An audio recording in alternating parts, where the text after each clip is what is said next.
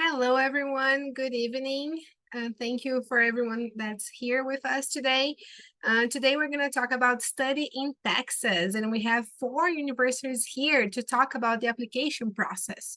So it's going to be an amazing opportunity to learn a bit more about this process, which is something unusual for us here in Brazil.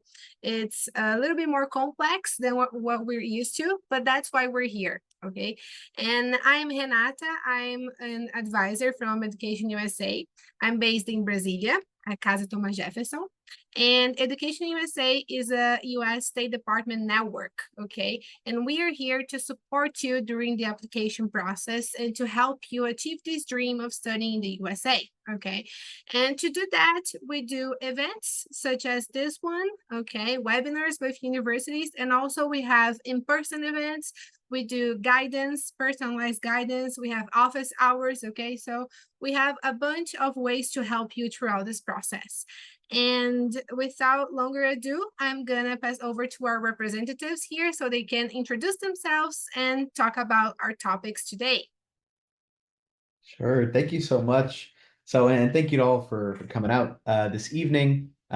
We know that, this process is always a bit complicated. And so we're here to shed some light on not only the application process, but a bit about each of our institutions, as well as Texas in general and the benefits of a potential coming to the United States, coming to Texas and getting a US degree and all the benefits that come from that process. So first off, like we said, we will first introduce each of ourselves, I think, really briefly.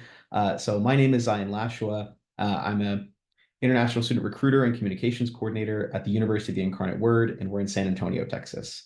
And then I'll pass it off to Rebecca. Why don't you go next? All right, so my name is Rebecca Kehe. I'm the Director of International Student Services at the University of Mary Hardin-Baylor in Central Texas. Good afternoon, everyone. My name is Jonnathan de la Fuente, and I serve as the Director of the Global Engagement Center here at Sam Houston State University, located in Huntsville, Texas. And I'm Jennifer Hunter. I'm with Rice University here in Houston, Texas, and I'll be talking a little bit about graduate programs. Awesome. So I'll start off our presentation just briefly doing a little overview of Texas in general and some of the benefits of studying in Texas. So we'll start off with a pretty broad question of where is Texas? That's us right there, that big blue state on the map. And so some of the things you might think of when you first hear of Texas, you might think of like cowboys, you might think of the Wild West, you might think of cowboy boots, and you might think of all these kind of things. And so we want to spend some time just talking today about all of the additional parts of Texas that you might not think of necessarily right when you first think of Texas, when you hear of us in general. And we want to kind of show that there's so much more to the state of Texas than what you might first think of. So these are just some of the some photos I wanted to show of different aspects of the state of Texas. We have some amazing spots throughout the entire state that we'll talk about as we continue the presentation. So like I said, just a brief overview of the Texas in general. We are the second largest state in the US by size and population, and Texas is larger than any European country. So we are quite a large state, of course. Population of around 30 million people, and Houston is the largest city, and Austin is the capital of Texas. And this is something that we really like to focus on. We're talking about the benefits of maybe studying in Texas. We'll talk about it a bit more later. The state of Texas alone would be the 10th largest economy in the world. That just speaks to the vast amount of opportunities that are available for students once you graduate. If you're trying to stay in Texas for a bit, you can take advantage of all those industries that are really successful here in the great state of Texas. Largest exporter in the US. And like I was saying about those industries in tech, defense, filmmaking, healthcare, manufacturing, so many different industries. That's what's really great too, is the breadth of opportunities available for students. And the cost of living is lower than the national average. You'll find that Texas can be a little more affordable, depending on where you are in the state, of course. But Texas can be a little more affordable for the cost of living than a lot of other parts of the United States. And this is speaking more to the kind of the industry and the development in Texas. 50 Fortune 500 companies are headquartered in Texas. And then some of those famous sites that we saw some pictured in the previous slides, for instance, include like the Alamo, the Riverwalk, Big Bend National Park, Palo Duro Canyon, Padre Island, and so much more. There's so many ways to go out and see Texas and all the great benefits of being here in the state of Texas. Talking a little bit more about the kind of exploration, great weather. It can get hot for sure, but there's a good variety of weather. Absolutely. Home to, like I was mentioning, national parks, over 100 different state parks, national seashore, home to the live music capital of the world. And then a lot of professional sports too, if you're trying to get involved and go out and see some professional sports, very US for sure. Obviously, American football is huge in Texas, but also ways to get out there, including football, like I'm going to say American football, basketball, baseball. There's a lot of great celebrations throughout the state of Texas too. One is you can celebrate Texan independence at San Antonio's Fiesta. That's something that we're proud of here in San Antonio for sure, but that's all throughout the state too, not just here in San Antonio. And some other big events around include the rodeo, the state fair, Texas Folk Life Festival. This is just a bit of a brief kind of description of all the kind of variety of experiences that are here in Texas. And so I'm going to talk a little bit about the part of it. Each of us is going to talk a little bit about a different aspect of the application process, or what that might look like depending on the different kinds of applications. And so one thing that I'm going to talk about very briefly is just the idea of some exams that might be a part of that application process.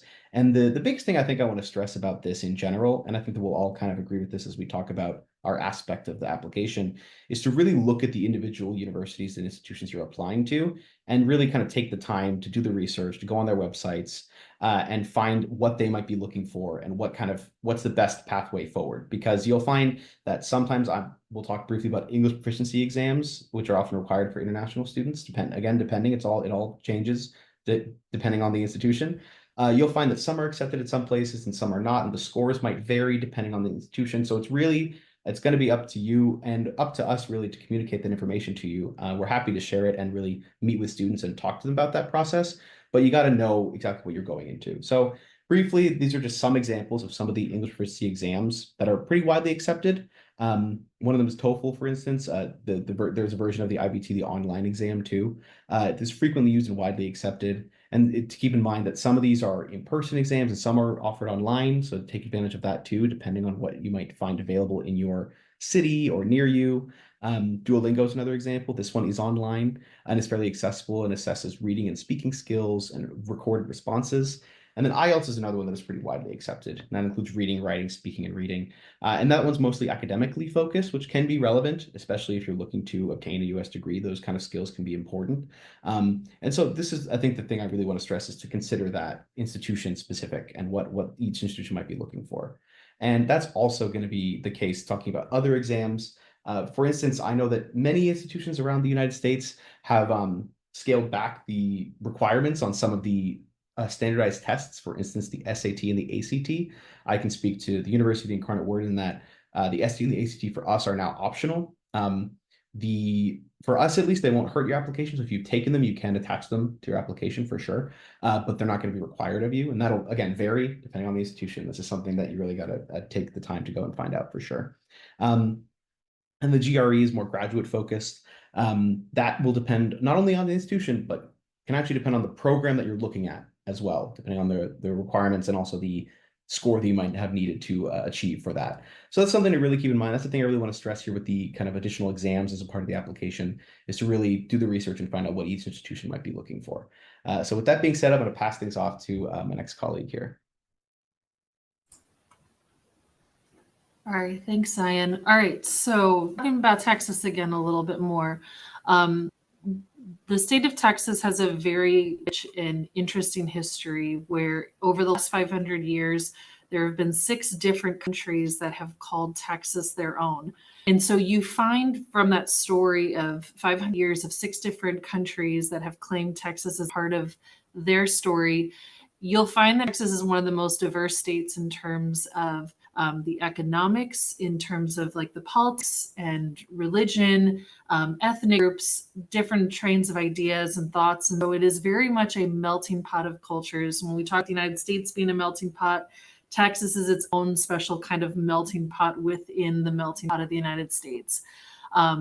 Texas gained its independence from Mexico in 1836. At that point, it became its own country for a short period of time and then joined the United States. So you'll find that there is a large Spanish influence from the period when it was occupied by Spain and Mexico. But then you also see a very large German and also Czech influence across the state of Texas, because those were the immigrant populations that came shortly after Texas joined the United States. So you'll find places where you'll have some of the best tacos that you'll ever have in the world. And they also sell galoshes next door. And as we look kind of the story of Texas, Different international communities have been called Texas their home since then. And we find that most of our international students in the state now come from India, China, Mexico, Vietnam. And so you see a lot of kind of those convergences of culture as well, where you'll see like Vietnamese style tacos or Korean infused spices on different seafood that you don't typically see in Korean food. So if you come and call Texas your home while you're studying here in the US, you're going to find a very interesting convergence that you won't see anywhere else in the United States. We'll go to the next slide. So we talked a little bit about the Texas economy, but just to look at some industries more specifically, Texas is the energy leader for the United States. It's responsible for the majority of our crude oil refining capacity. So if you go to school in West Texas, you are going to see the oil fields out there. If you go to Houston, you will see all of the movement of that oil through the ports and in the offshore drilling. But it is a huge part of the state's industries. While that is a big part of our story, you also find a lot of tech companies have started to call Texas their home. And so it is being called the next Silicon Valley. And it's not just Austin that you're seeing these tech companies coming to. San Antonio has its own share of tech companies, Dallas and Fort Worth and Houston. So you'll find no matter where you are in the state, there is a lot of like new ideas and new ways of doing things with the tech world. It is also home to a lot of the largest healthcare providers and companies and researchers in the United States. So if you are interested in healthcare, it is a great destination to be able to work in some of the best hospitals in the world or some of the greatest research facilities in the United States. If you're more of an agriculture person, this is a big part of our industry as well. It represents about 20% of our state economy. It's everything from cattle ranching to other types of livestock ranching, as well as some agriculture of crops in different parts of the state, depending on where you are in the state. If you go to school along the southern part of of Texas, you're going to find a lot of orange fields and things like that. If you're more in the north, it's going to be more corn country. We are home to two of the largest international airlines that are hosted here in the United States. We have two of the world's busiest airports, and we also have NASA. So if you're flying directly from Brazil, you will find direct flights to a lot of the major cities. Very easy and convenient to get back and forth between Texas and Brazil. We'll go to the next slide. So talking just briefly about essays, and every school it's going to be different in terms of what they're looking for, but a couple of just kind of tips and pointers if you're asked to write a statement of purpose or some type of an undergraduate essay with a specific prompt.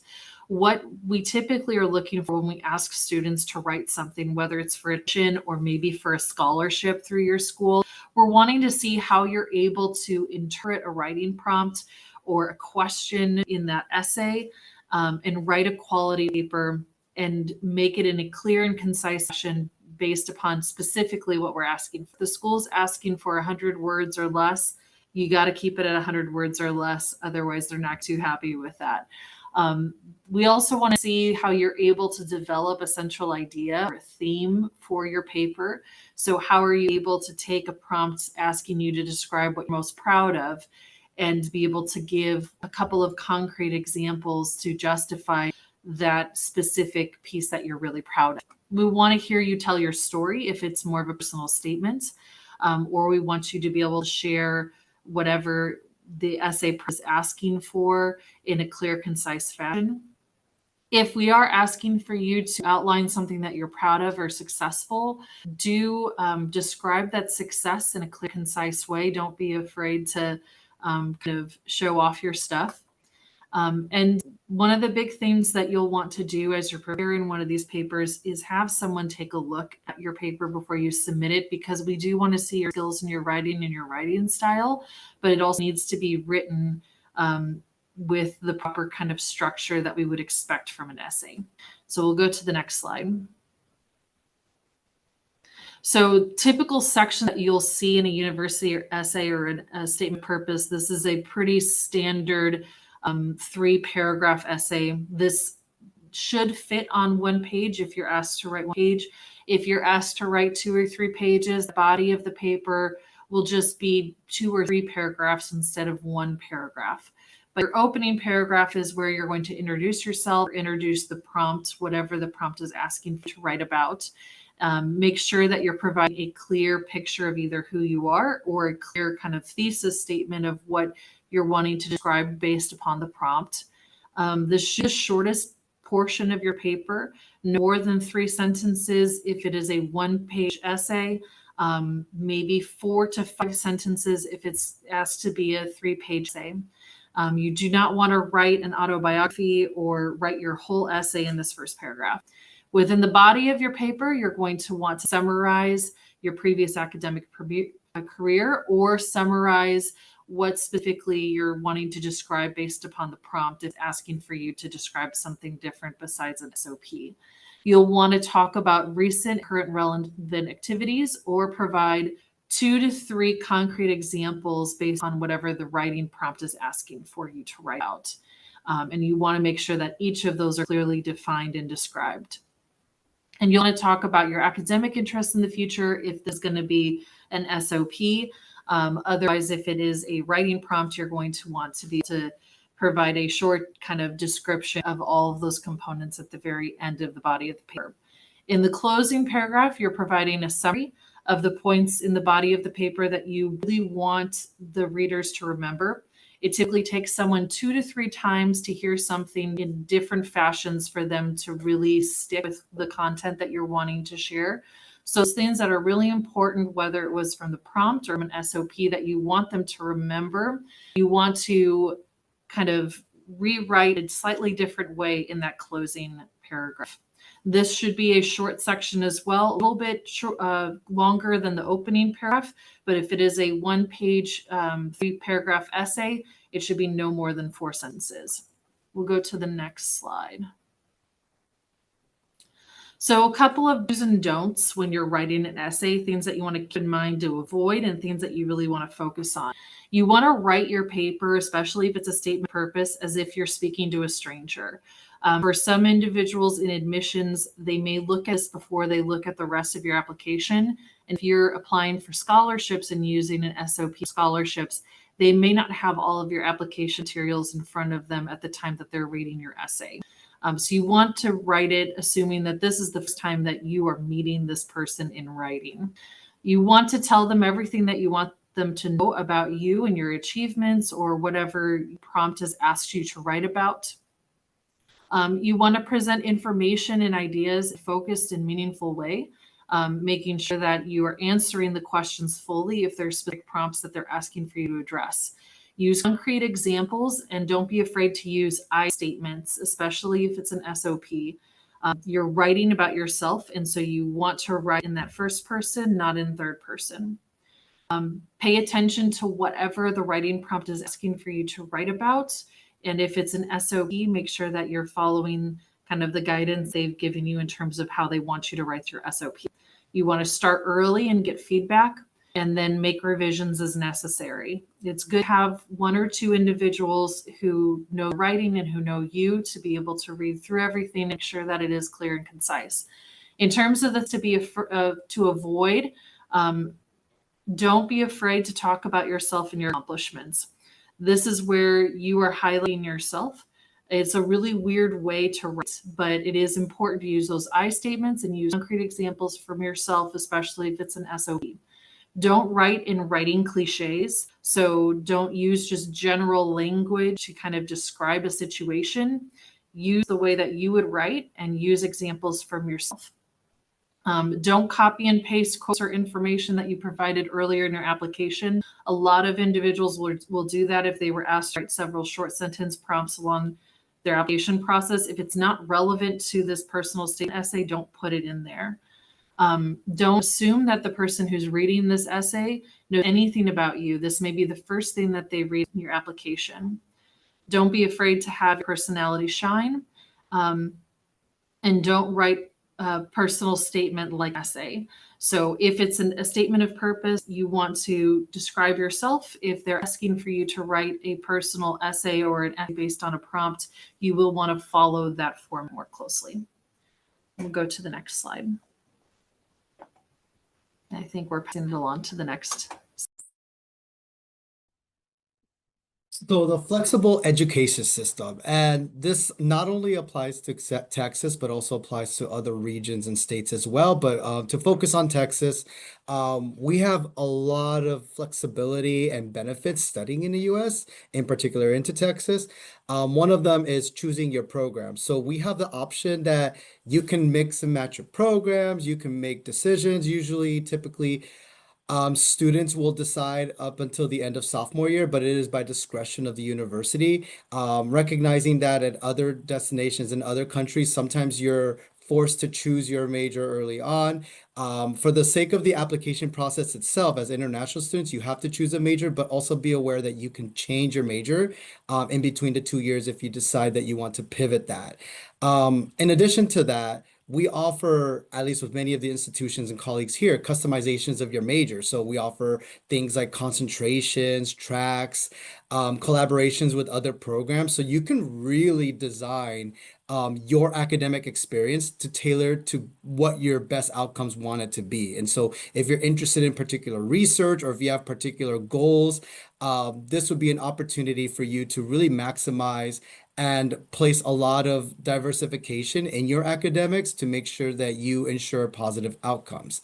In addition to that, we offer opportunities for students to choose minors. So adding minors, which is basically under a major. And so many of our students, especially our international students, do take advantage, and they don't get the full commitment of a major, but they have the interest in it. So for example, here at SAM, one of the more popular options is that students want to minor in a STEM related field because they like the STEM majors, but they want to focus on something more in the arts or more in the social sciences. And this could apply to any type of academic plan that you're looking at. In addition to that, as I mentioned to you earlier, changing your major. So when students apply initially, especially in coming into the US, students are required to choose a major.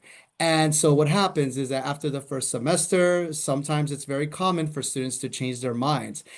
This doesn't just apply to international students, this applies to many students, including US citizens, myself included.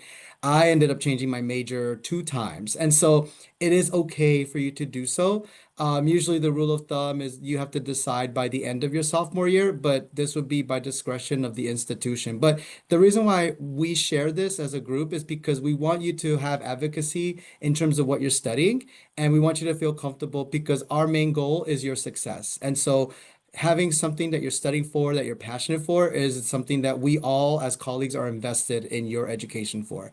In addition to that, I want to also share a little bit about the core curriculum. So unlike other countries where by day one you're studying your major, I'm half Salvadoran, half Chilean, and my cousins in El Salvador, they go into college and they go straight into their major first semester, freshman year, first year. Here in the US, it's a little bit different. And so what we tend to do is we offer something called the core curriculum, where every student has to take a certain number of English courses, foreign languages, arts, sciences. So they're diversifying their curriculum. And this is actually one of the strongest suits of why the US education is one of the premier educations in the world, is because um, we introduce students to wide, diverse perspectives in terms of the educational background that then adds to your academic experience. So I myself, I was a history and politics major, but I took a year's worth of science courses. I took a foreign language. So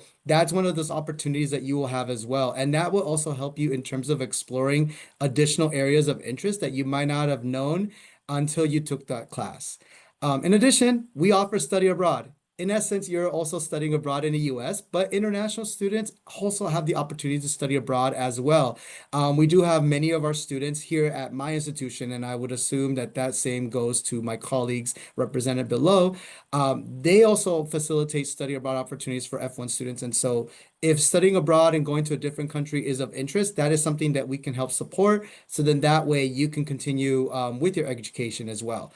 In addition to that, transfer credits. So this would apply from study abroad. This would also apply in a later slide that I'll talk about in terms of community colleges. But if you have any college level courses such as IB, Cambridge, AP exams, by discretion of the institution, those could be something that you could look into as well for transfer of credit.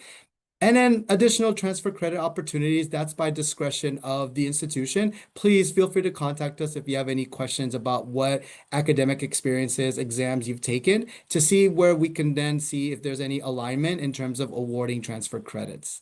Next slide. So this is what I was kind of hinting at in my previous explanation, community colleges. So that's another pathway to consider.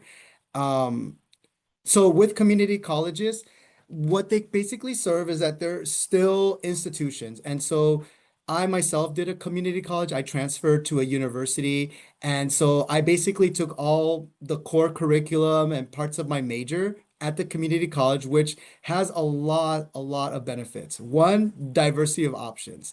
And so sometimes the community colleges offer additional areas of majors and support and curriculum that might be of interest to you. The other, and probably the more important, is affordability. It is technically, or it has a tendency to be almost a fraction of the cost compared to attending a university. And so there are students that do tend to take advantage of the community college route. They're usually 2-year programs. And so you map it out with your academic advisor to make sure that it will be within that time frame. And more importantly, they offer as a pathway to a university. And so in many cases, it's actually admissions offices at universities tend to favor transfer students more because of the fact that they've already demonstrated college level aptitudeness.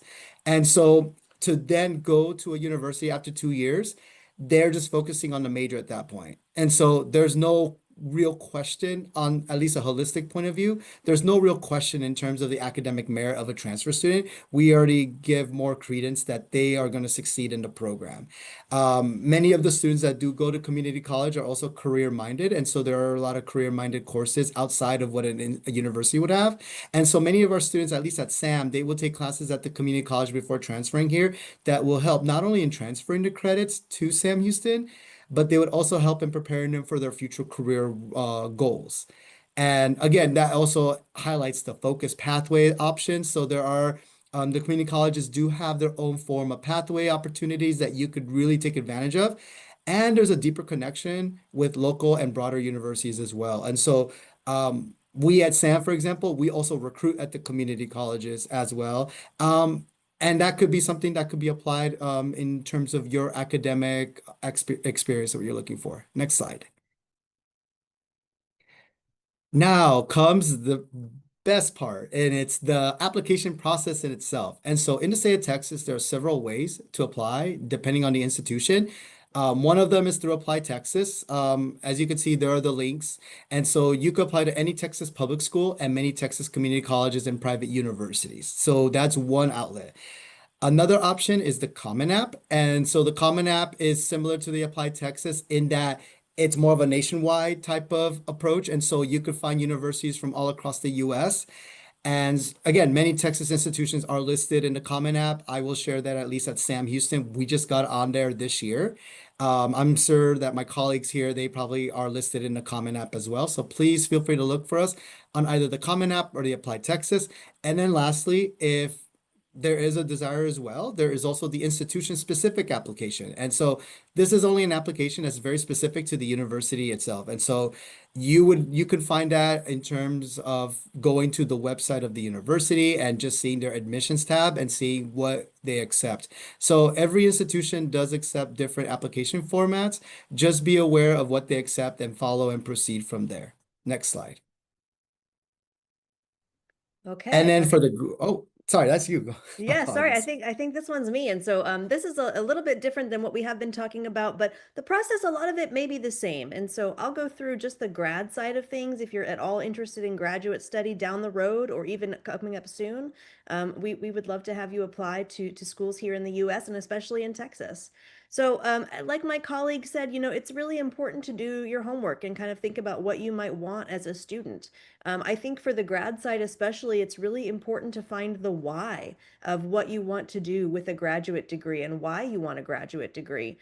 Grad school especially can be a financial investment. It can be a time investment. And so really important to know kind of what you want to do and why you're doing what you're doing.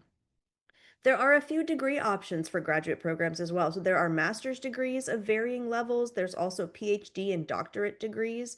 And these can have really different purposes depending on what you want to do. A master's degree is great to give you an edge in industry. Totally fantastic. And a PhD means that you're going to be a doctor. People will call you doctor when you graduate. You will be the expert in the thing that you're studying. So both of these are really, really interesting career trajectories that are going to prepare you for great careers. It's just really important to kind of decide what you want to do first. The funding models for these do differ a little bit as well. So if in the United States, a PhD degree, a doctoral degree typically is fully funded. So that means you don't pay tuition, you receive a stipend that supports your cost of living. Really, that works as a paycheck because with a PhD, it's very focused on research. You're going to be doing research work for a university, and they're going to be paying you as an employee in some ways, even though you're a student, to help with that research. Professional master's degrees often don't come with a lot of funding support. There may be scholarships and things like that, so it's really important to ask any program that you're interested in what the funding model is as well. The timelines differ for these as well. So a PhD degree, it might take you 4 to 6 years to complete. That's generally what we see from our students. A master's degree can be as quick as 1 year. And so really important to think about what makes sense for you.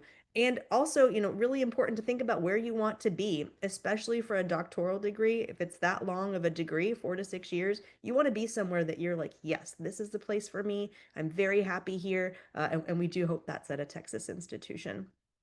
Once you kind of have this narrowed down, finding your why, figuring out which degree might be the one you want to pursue, it's time to start researching your programs. And it's not about rankings. You really want to take a holistic look at what you want from a program. And you really want to think about compiling all of this data into points that you can use to make a good decision. So what I've heard from most grad applicants, they've got a giant spreadsheet where they put all this information in, the schools they're interested in, the deadlines, the application fee, what is required to apply, all of these things.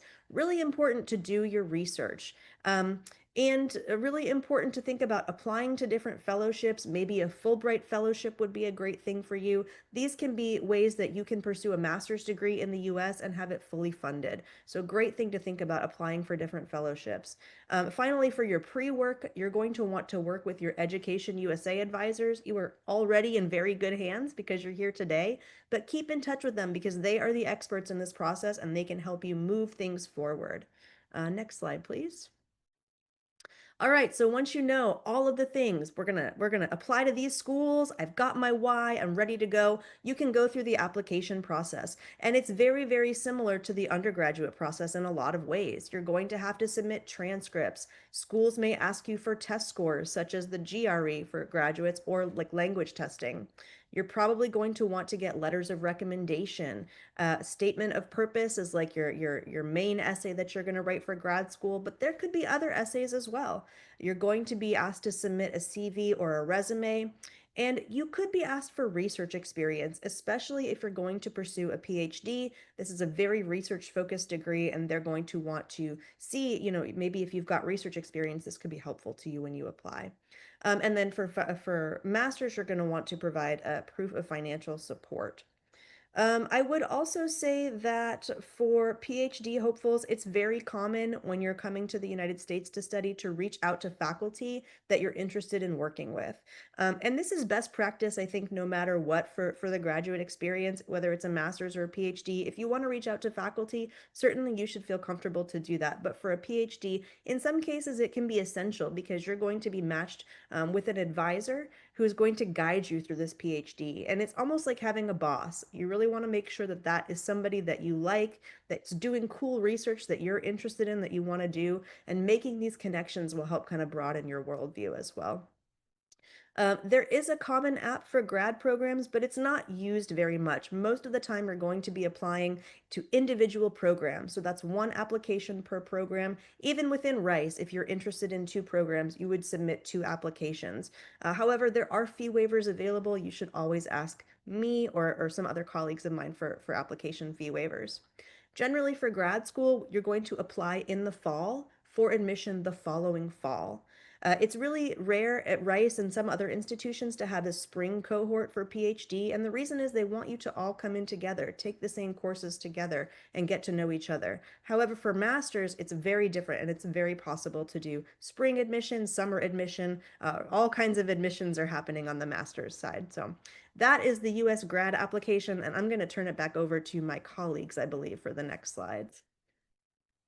Yes, so just heading towards wrapping up the presentation here, and then we'll each talk about our own individual institutions briefly to give more of a sense of who we are and what our institutions are all about. I just want to speak a little bit about Study Texas. That's the organization that all of us are a part of. It's our goal to kind of bring these resources to students around the world, working with Education USA advisors to really help be a resource for students looking to study in Texas and in the US in general. And so we are a group of public and private institutions, try to give a good sense of all the different variety of options that do exist here in Texas for students. And so I just wanted to speak about that just briefly, just to talk about the fact that that's kind of how we all ended up here today. So with that being said, I want to move on and we'll each talk individually about our institutions for a couple minutes, and then we'll finish up this presentation here. So I'll speak a little bit first about my institution, the University of the Incarnate Word. We are a private Catholic university in San Antonio, Texas. We get a lot of people wondering, do they have to be Catholic to attend our university? And the answer is no. We have students from all faith backgrounds or no faith background. And we do have students from 70 different countries around the world. So we are a very diverse campus. We are on the smaller side for sure. There are institutions that are going to be much larger, and there also are going to be some that are a little bit smaller for sure. So we're somewhere on the small, medium side. We have tons of different culture events throughout the year. We really hope that students feel represented on campus and can see their culture represented and be exposed to new cultures. We do have automatic undergraduate scholarship consideration. So when you're applying, we have no application fee, so it's good to apply and find out really quickly how much we're able to offer for that automatic academic scholarship consideration. We have over 100 different programs. Some of our top programs, some of our business, engineering, and design programs, plus our nursing, education, and cybersecurity. I'd like to speak about nursing briefly and some of our pre-medical degrees, because we were actually founded in 1881 by the Sisters of Charity of the Incarnate Word. 3 nuns from France actually were sent to Texas, to San Antonio, to treat a cholera outbreak, a disease that was afflicting the population here. They founded a hospital and they treated a lot of people, and then they saw there were so many orphans and children who needed education. So they founded a school, and that kind of combo hospital school thing developed into the University of the Incarnate Word today. So I really like that historical aspect. I like to say that even our foundations are international, and we do have that strong core in science and medicine. We are also a Division I school in terms of athletics, so there's a lot of great campus energy with athletics on campus. And we do have a 13-to-1 student to faculty ratio. So small class sizes, you get more of that personalized educational experience. So that's a little bit about UIW, the University of the Incarnate Word. And so I'll pass it off to my next colleague to speak a little bit about their institution. Looks like it's you, Jonnathan. So I represent Sam Houston State University. So we're a campus of over more than 21,000 students. We offer over 170 fields of study. We're recognized as an NCAA Division I sports team. And so our campus is surrounded by forests. So we are actually a short commute to Houston, which many of our students do take advantage of. Many of our students do land in Houston as well. So we offer airport pickups, and there are increasing programming so that we allow our students to visit Houston and surrounding areas over the weekend. But we're also close to other metropolitan cities. So we do hear from our students, whenever they have free time, they tend to go to Austin, they go to Dallas, they go to San Antonio. And so we do hear those stories. And I'm sure that our colleagues here below, they probably share the same stories where they're probably heading to Houston as well. We offer more than 230 student clubs and organizations, including intramural club and sports as well. So in addition to supporting our NCAA Division I sports, football, basketball, and whatnot, we also invite the opportunity for our students to also participate in sports and intramurals as well. We offer generous scholarships that can qualify for in-state tuition. And so just like many of our colleagues here, they probably offer the same thing, or if not more. We do offer generous scholarships to really support our international student population to make sure that we're financially equitable in that. But more importantly, and I would like to say that I think this is something where all of our colleagues, we all share this. We offer at Sam Houston experiential learning opportunities and research, lab experience, leadership programs, internships, and study abroad that aim to prepare you for your academic and professional success. Because it's not just studying in the classroom, it's really taking that experience and going outside of the classroom and really making contributable efforts in terms of making your resume stand out, whether your plan is to eventually find employment or go on to graduate school. Our role here at Sam Houston is to make sure that we provide you with the resources, the academic experience, so that you're able to succeed and go on to the next stage. And so one of the testaments of this is that more than 45% of our students that do study at the undergraduate level, they end up doing their graduate studies at Sam Houston State. And so that's something that we do take great pride in terms of cultivating that experience for our international students. We really want to showcase that coming to Sam, you'll be geared towards success in terms of your professional, academics, and personal growth. But at the same time, we also prepare you that if you wanted to go on with your graduate studies, we do prepare our students for that as well.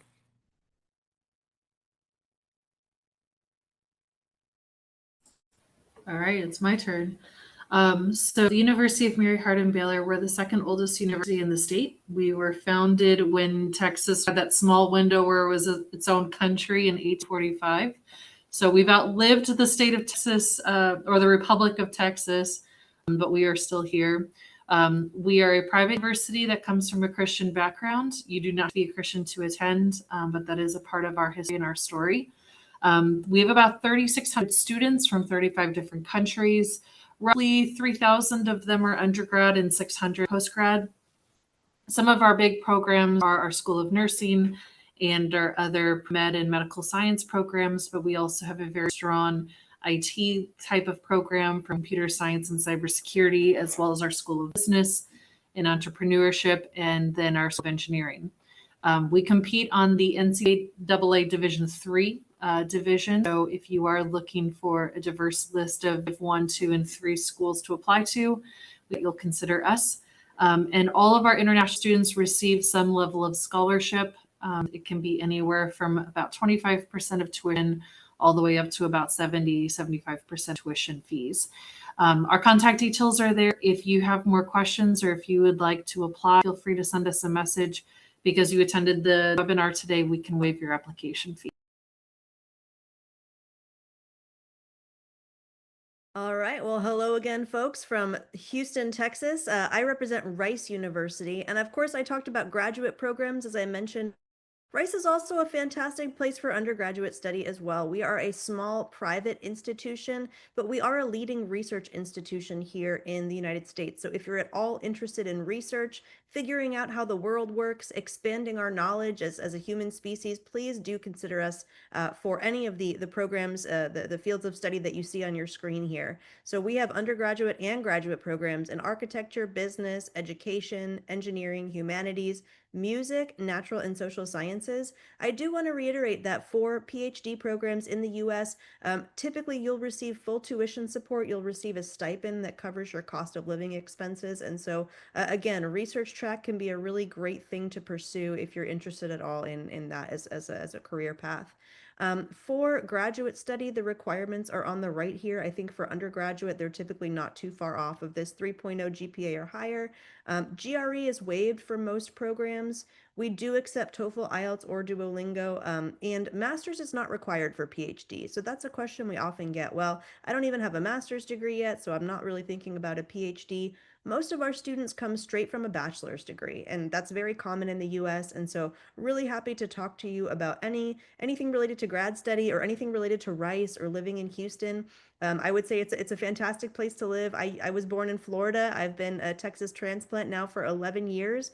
Very much love the food scene, as Rebecca had talked about earlier. It's a great place, a great state in the US to kind of eat and try all these different foods.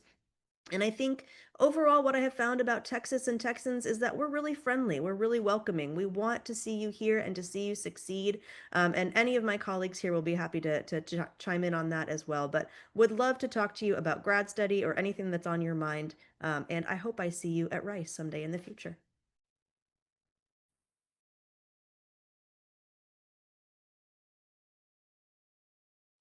Yeah, so that wraps up our presentation here. I want to thank everybody for coming out today. We do have a little bit of time for some questions potentially. I don't know how everybody's schedule is for sure, but I just want to leave that open. But I just want to say thank you again for everybody for coming out for the webinar. Thank you to my colleagues for coming and presenting about each of their institutions.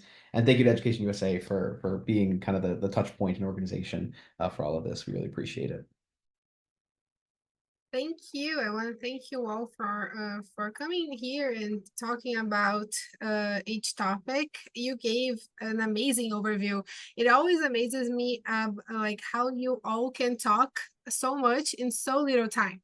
So thank you for that.